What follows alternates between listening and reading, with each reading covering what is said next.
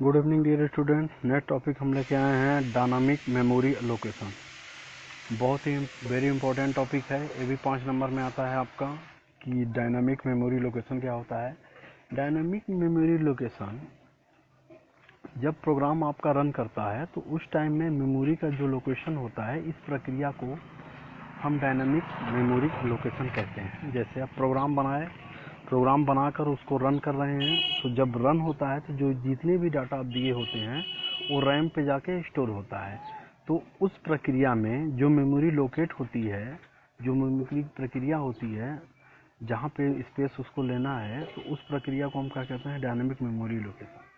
फिर से समझ लीजिए, जब हम प्रोग्राम बना के उसे रन करते हैं तो रन टाइम प्रक्रिया में जो आप डाटा दिए रहते हैं वो डाटा स्टोर होती है।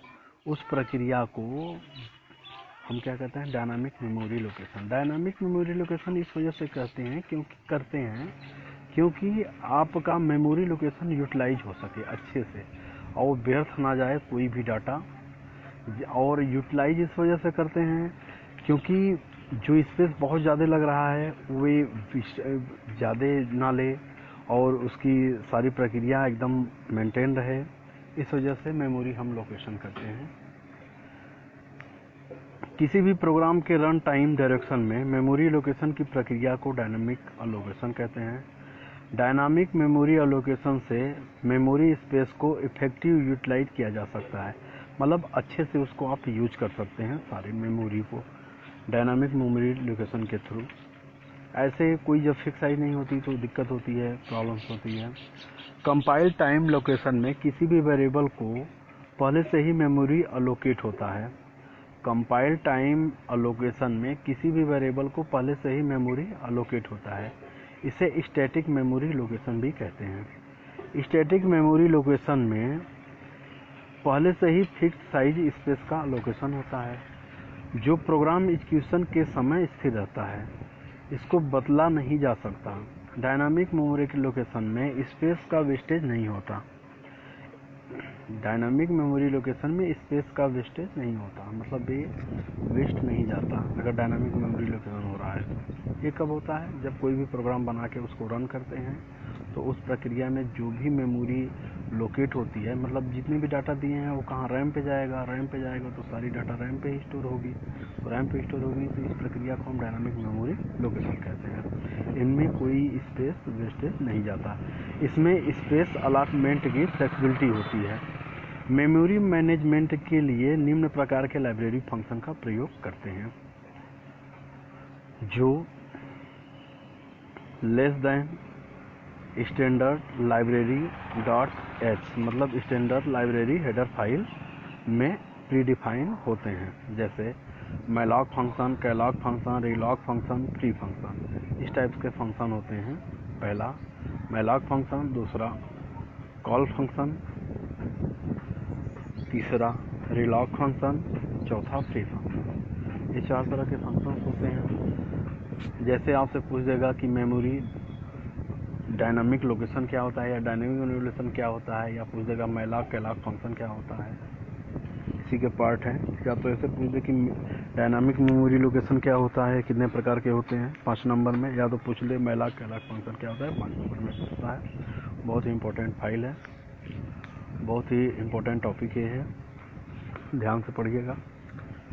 डायनामिक मेमोरी लोकेशन जो होता है, जब भी हम प्रोग्राम बनाते हैं तो जब प्रोग्राम को रन करते हैं तो रन टाइम में जो भी मेमोरी स्पेस लेता है, जो डाटा आप दिए हैं, स्टेटमेंट्स दिए हैं, जो ब्लॉक ऑफ कोड लिखे हैं, वो जितना भी स्पेस लेता है, इस प्रक्रिया को ही हम डायनामिक मेमोरी लोकेशन करते हैं। इस वजह से करते हैं क्योंकि आपका स्टोरेज जो है, स्पेस जो है मेमोरी का, वो मेंटेन रहे।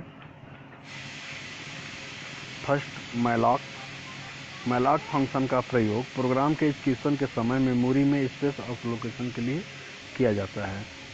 मैलॉक फंक्शन प्रोग्राम एग्जीक्यूशन के समय अलोकेट मेमोरी को यूटिलाइज नहीं करता है, यह गार्बेज वैल्यू को कैरी करता है। अगर यह रिक्वेस्ट मेमोरी को अलोकेट नहीं कर पाता है तो नल पॉइंटर को रिटर्न करता है।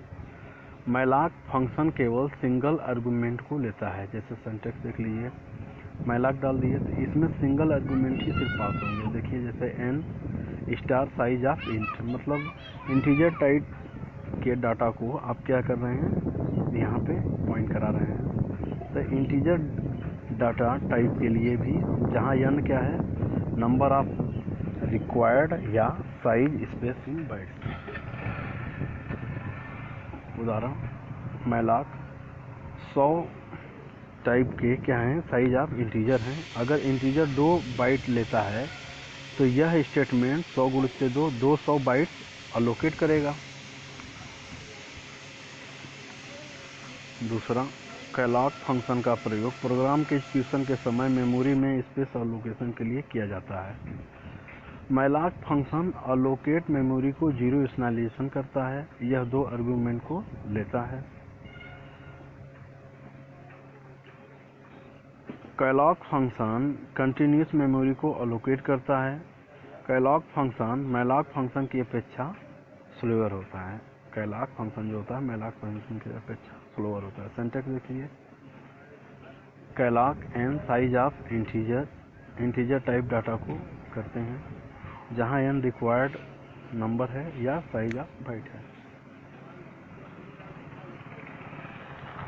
तीसरा, रिलॉग फंक्शन का प्रयोग अलोकेट मेमोरी को मॉडिफाइड करने के लिए किया जाता है।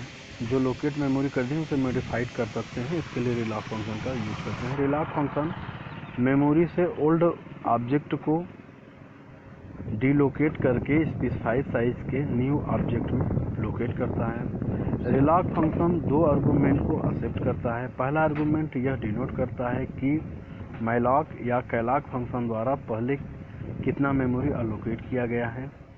दूसरा पैरामीटर मॉडिफाइड साइज या न्यू साइज मेमोरी ब्लॉक को इंडिकेट करता है। यह स्टैंडर्ड लाइब्रेरी हेडर फाइल में डिफाइन होता है।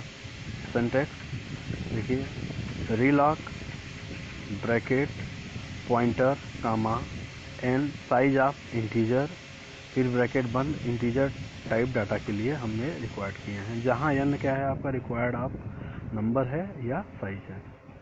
चौथा क्या है, फ्री फंक्शन का प्रयोग मेमोरी को डायनामिक डीलोकेट करने के लिए किया जाता है। मैलॉक और कैलॉग फंक्शन के द्वारा अलोकेट मेमोरी स्वतः डीलोकेट नहीं होती, इसे फ्री फंक्शन के द्वारा डीलोकेट करनी पड़ती है।